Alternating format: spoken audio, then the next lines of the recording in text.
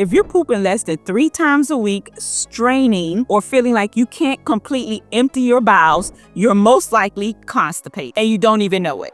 Now, if you couple that with being gassy, bloated, always tired, probably have an unhealthy gut. If you're ready to feel lighter, less gassy, not constipated, and have more energy, you're in the right place, so keep watching. Frequent constipation alters the bacteria in your gut, which ultimately will cause your gut to be unhealthy. Today, we're discussing 10 powerful foods to help with your constipation. When you're constipated, waste and toxins tend to accumulate in your intestines, which can lead to the reabsorption of harmful substances into your bloodstream. When you're not emptying your bowels on a regular basis, you're gonna feel bloated, gassy, and tired because you're carrying around a bunch of waste. And you're bloated because you can't get rid of it. And you're gassy because it's all in there just sitting and settling. And you're tired because it's heavy. You're not eliminating the waste, but you're still eating, so you're just compounding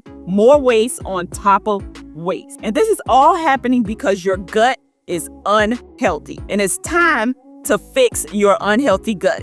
Today, we're going to focus on constipation because that's the biggest complaint I receive in the pharmacy. People are constipating without even knowing it. So here are a few signs to detect if you're possibly constipated. Infrequent bowel movements, less than 3 bowel movements a week means most likely things aren't moving properly in your gut and it's just sitting there and you're constipated. Difficulty passing stools, having the urge to go to the bathroom, but once you get there, you're either straining, nothing is coming out, or bits and pieces are coming out, not fully emptying your bowels. Number 3, hard or lumpy stools that are dry, hard, and difficult to pass. 4, abdominal discomfort, stomach aches, cramps, always feeling full, but you're still hungry. You know what I'm talking about. Or having a sensation of pressure in your stomach, constipated. The feeling that you still have to do number 2 after you do number 2, meaning you're still leaving stool all up in there, constipated. Painful bowel movements and having frequent nausea for no reason can also mean you're constipated. So let's jump into the foods that you need to include into your routine, into your diet to help eliminate your constipation. Number 1 is going to be chia seed. 1 teaspoon of chia seeds contains about 5 grams of fiber. They're high in fiber content and they form a unique gel-forming consistency. When you mix chia seeds with water, you need to soak them for about 15 to 20 minutes before having it. This allows them to swell and makes it easier to digest.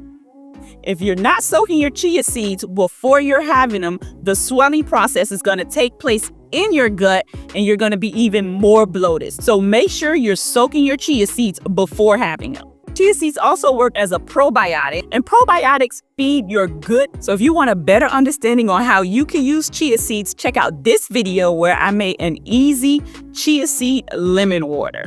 Now let's go on to the fruits that you need to include into your diet to help keep things regular so you're not backed up. All of these fruits are high in fiber and have a low sugar content. Number 1, kiwi.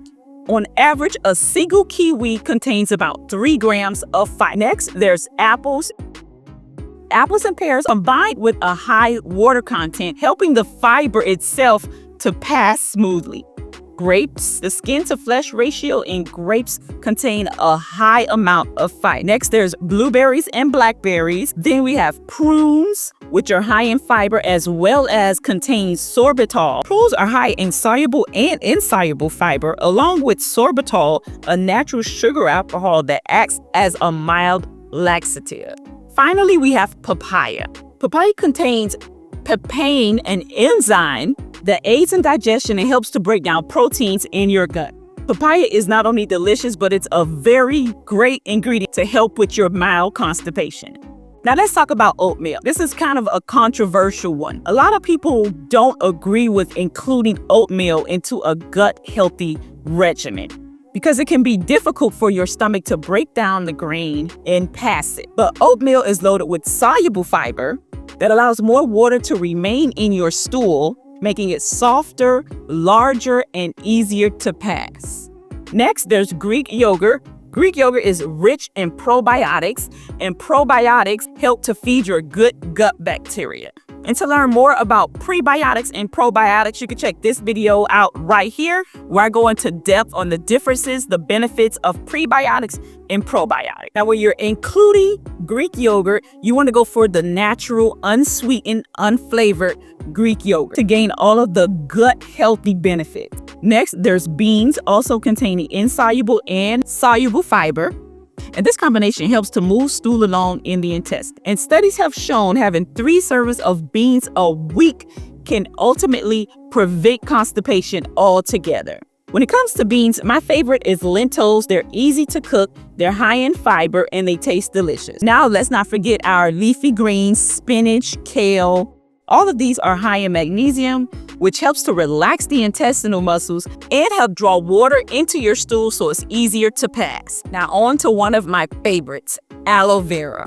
Aloe vera is known for its soothing properties and can help with constipation by gently stimulating your intestines. I like aloe vera because it's super easy to use. When I'm having difficulty or when I know I'm constipated, I like to make a juice with aloe vera, lemon, a little ginger, and water. Just blend it on up and drink it. If you want to see how I make it, check out this video right here where I make a simple, easy aloe vera juice. Now, as you're including these foods into your regimen, make sure that you're doing it slowly. You don't want to overload your gut with fiber. It needs to be a slow process so your gut is not overloaded trying to break down the fiber. Make sure you're also increasing your water intake. Having enough water when you're increasing fiber intake is essential for fiber to work. So your goal when you're increasing fiber into your diet, women, your goal is 25 grams a day. And fellas, your goal is 38 grams a day. And this needs to be done slowly and in conjunction with increasing your water intake. You also need to include an exercise regimen into your daily routine. Aim for about 30 minutes of cardio exercises 5 times a week. Exercise has been shown to also increase the mobility of your intestines, helping to contract your intestines and allowing old food to move along and have the daily bowel movements.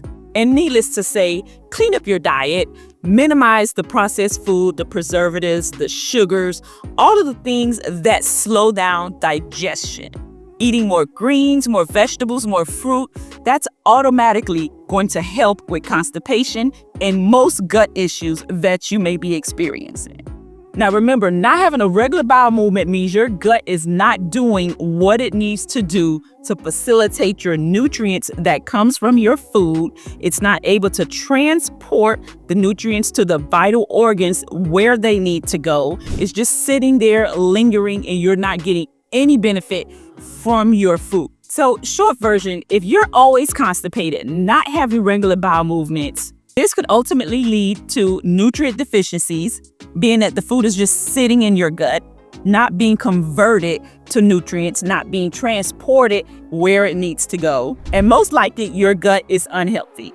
If you want a better understanding on how your gut became unhealthy, you need to check out my 7-day Reset Your Gut ebook. I'll link it down below. It's loaded with a daily routine on how you can improve the health of your gut, recipes that aim for the target amount of fiber that you need daily, probiotic foods to include into your day, and most of all, a better understanding of how to take care of your gut. So the main takeaway is that frequent constipation alters the bacteria in your gut, which ultimately will cause your gut to be unhealthy. If you found any value in this video, don't forget to subscribe, turn on your notifications, because this month I'm discussing all things gut health. By improving your gut health, you'll be less tired, you'll lose weight, and you'll sleep better. So until next time, stay healthy.